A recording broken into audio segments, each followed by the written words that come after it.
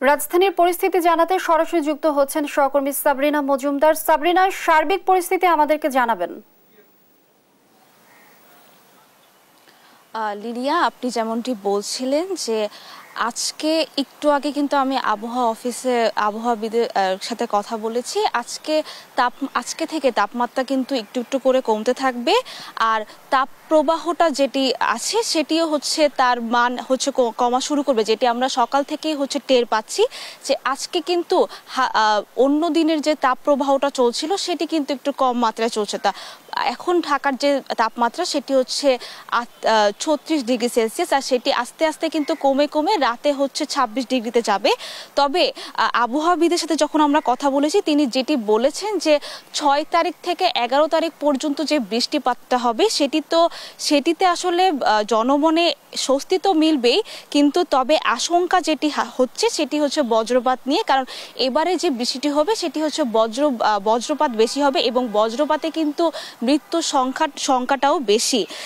তবে আর এবারে কিন্তু 1992 সালে যে টানা যে তাপপ্রবাহটা ছিল সেটি এই বছরে কিন্তু অতিক্রম করে গেছে, কারণ এবারেও কিন্তু টানা তার থেকেও বেশি তাপপ্রবাহটা চলছে।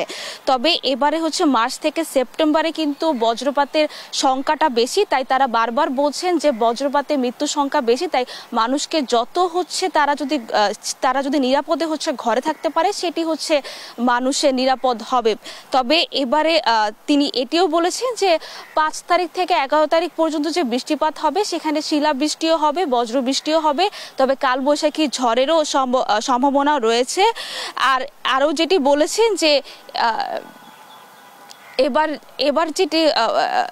এবারে হচ্ছে বৃহস্পতিবারে কিন্তু 11 জন বজ্রপাতে মারা গিয়েছে, তাই হচ্ছে এটির জন্যই হচ্ছে তারা বারবার হচ্ছে বজ্রপাত নিয়ে শঙ্কা করছেন।